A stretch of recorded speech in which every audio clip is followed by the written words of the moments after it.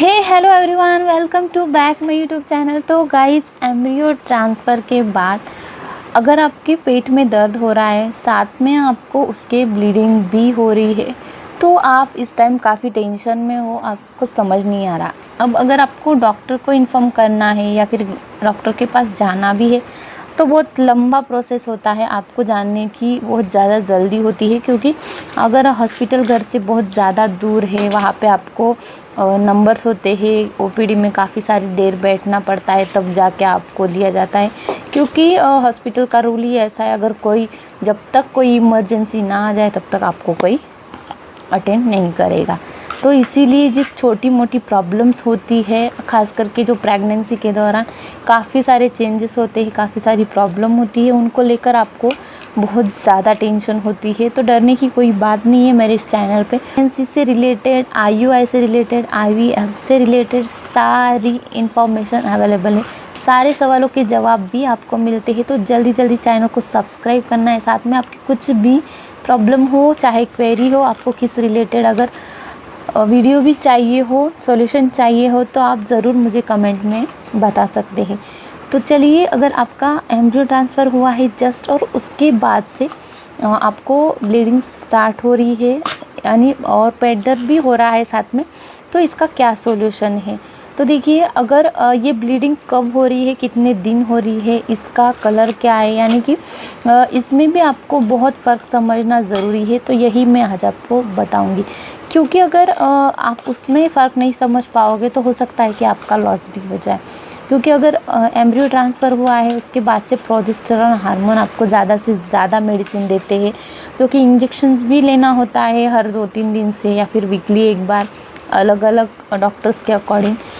और वो माउथ के ज़रिए भी आपको मेडिसिन देते हैं, साथ में वजाइनली भी पुश करने के लिए आपको प्रोजेस्टेरॉन हार्मोन का मेडिसिन देते हैं। तो सबसे ज़्यादा दिए जाने वाला जो मेडिसिन है वो प्रोजेस्टेरॉन, और इसी का इफ़ेक्ट कहीं ना कहीं आपके बॉडी पे होता है। और ये जो हार्मोन है, ये प्रेगनेंसी को भी सपोर्ट करता है। तो इसी के वजह से आपको कभी कभी स्पॉटिंग भी होती है, कभी कभी ब्लीडिंग भी होती है। ये 1 घंटे से लेकर आपको 1-2 दिन तक भी हो सकती है, बाद में अपने आप ये रुक जाती है। तो ये जो ब्लीडिंग होती है, इसको आपको ठीक तरीके से समझना बहुत ज़रूरी हो जाता है। क्योंकि अगर ये ब्लीडिंग का कलर डार्क ब्राइट रेड है, तो ये हो सकता है कि पीरियड का भी साइन हो सकता है। क्योंकि डार्क रेड जो ब्लीडिंग आपको हो रहा है, कहीं ना कहीं ये यही संकेत दे रहा है कि आपका स्पॉन्टेनियस एबॉर्शन हो रहा है, यानी कि पीरियड के डेट के पहले ही आपका एबॉर्शन स्टार्ट हो चुका है। ये भी होता है।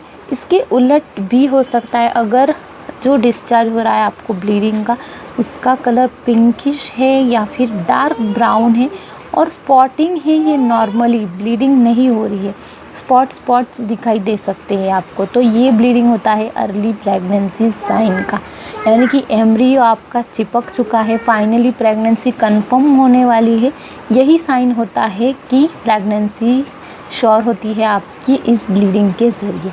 तो सबसे पहले मैंने आपको बात बताई कि प्रेगनेंसी को कंफर्म करने के लिए, या फिर प्रेगनेंसी नहीं है ये भी कंफर्म करने के लिए, आपको ब्लीडिंग के साइन को ज़रूर समझना चाहिए। तो दोनों भी इसमें आपको कैसे डिफरेंशिएट करना है, ये मैंने शॉर्ट में बताया। डिटेल में जानना है तो ऑलरेडी चैनल पे मेरे वीडियो बनी है, आप जाके चैनल चेक कीजिए, उसमें आपको सारी वीडियोस मिल जाएगी। तो इस तरीके से ब्लीडिंग को आपको समझना है, ऑब्ज़र्व करना है, आपकी ब्लीडिंग किस तरीके की है, कितने दिन की है, और इसमें आपको किस तरीके का पेन हो रहा है। साथ ही में अगर आपको ब्लीडिंग हो रही है, तो आपको उसी दौरान ही आपके जो गायनिक है, आपकी जो डॉक्टर है, उनको तुरंत ही इन्फॉर्म करना है। कॉन्टैक्ट नंबर ऐसे टाइम पे आपको रखना ज़रूरी है। और जो भी वो आपको मेडिसिन देंगे, इंजेक्शन देंगे, उससे ब्लीडिंग स्टॉप भी हो सकती है। यानी कि कुछ भी अगर आपका लॉस होने वाला है तो वो रुक भी सकता है, आपके साथ गलत होने वाला है तो वो बदल भी सकता है। तो इसीलिए आपको आपकी ज़िम्मेदारी खुद उठाना है, और सही गलत में आपको फ़र्क समझना है। तो आई होप कि मैंने ब्लीडिंग को लेकर आपको सारा डाउट क्लियर कर दिया। पेट दर्द जो होता है ये तो नॉर्मल है, आपका इतना बड़ा IVF हुआ है, एम्ब्रियो ट्रांसफ़र आपने करवाया है, तो पेट दर्द क्या और भी सारे दर्द आपको सहने पड़ेंगे, क्योंकि ये सब नॉर्मल है, ये सबके साथ होते हैं पेट दर्द।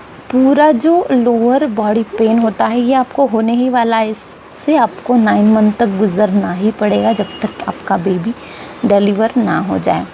तो इसीलिए IVF अगर आपने करने का डिसाइड किया है, इतना बड़ा रिस्क लिया है, तो पेन को आपको इसके साथ लेके चलना है। पेन के बारे में कोई भी कंप्लेन नहीं करनी है, इसका कोई भी सॉल्यूशन नहीं है।